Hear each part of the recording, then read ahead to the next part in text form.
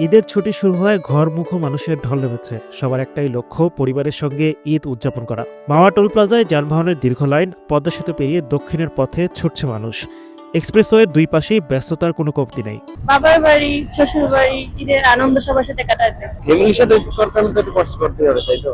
মুন্সিগঞ্জের অতিরিক্ত police super Anisur Rahman বলেন, ঈদযাত্রা নির্বিঘ্ন করতে সেনাবাহিনী মাঠে রয়েছে। 400 পুলিশ সহ বিপুল সংখ্যক আইন শৃঙ্খলা বাহিনীও কাজ করছে। ঝাঁকি ঝামেলা ছাড়াই যাতায়াত করছে ঘরমুখো মানুষ।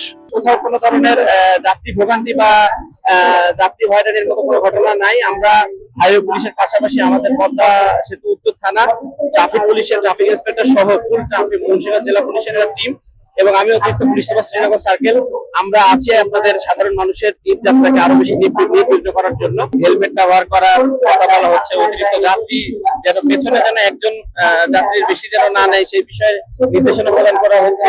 প্রত্যেকে আমরা গাড়ির গতিসীমা যেন সবসময় নিয়ন্ত্রণের মধ্যে চালানো যায়, কারণ জানেন যে সার্ভিস রোডে কিন্তু গাড়ির গতি অটোমেটিক বেড়ে যায়। সেই বিষয়গুলোতে আমরা সচেতনতার ব্যাপারগুলো ইঙ্গিত করছি এবং আলহামদুলিল্লাহ এখন পর্যন্ত মোটরসাইকেল যান চলাচলের ক্ষেত্রে কোনো ধরনের দুর্ঘটনার সংবাদ আমরা পাইনি। বাংলাদেশ সেতু কর্তৃপক্ষের দায়িত্বশীল সূত্র জানায়, ঈদের 9 দিনের ছুটির শুক্রবার প্রথম দিন স্বাভাবিকভাবে চাপ বেশি। চাপ সামাল দেওয়ার নিরলস চেষ্টা চলছে। 2023 সালে 20 এপ্রিল থেকে দ্বিতীয় দফায় পদ্মা সেতুতে মোটরসাইকেল চলাচল শুরু হয়।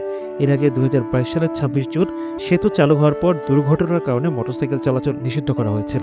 পরবর্তীতে পুনরায় বাইক চলাচলের অনুমতি দেওয়া হয়। এবারের ঈদযাত্রায় মোটরসাইকেলের সংখ্যা আগের তুলনায় বেশি বলে জানা গেছে। ট্রাফিক বিভাগের মতে শুধুমাত্র প্রথম দিনেই কয়েক হাজার মোটরসাইকেল পদ্মা সেতু পার হয়েছে। বছরে দুইবার কষ্ট করে একটু যাওয়া লাগে, আর এই সময় সব মানুষ বাসার দিকে যায়, এর জন্য একটু যানজট বেশি থাকে।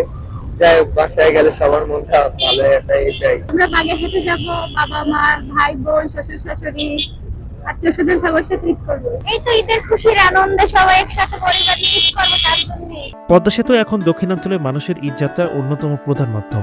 নির্বিঘ্নে যাতায়াত নিশ্চিত করতে প্রশাসন সক্রিয় ভূমিকা পালন করছে। তাই স্বপ্নের সেতু পার হয়েই মানুষ ছুটছে আপন ঠিকানায়, পরিবারের সঙ্গে ঈদের আনন্দ ভাগাভাগি করতে।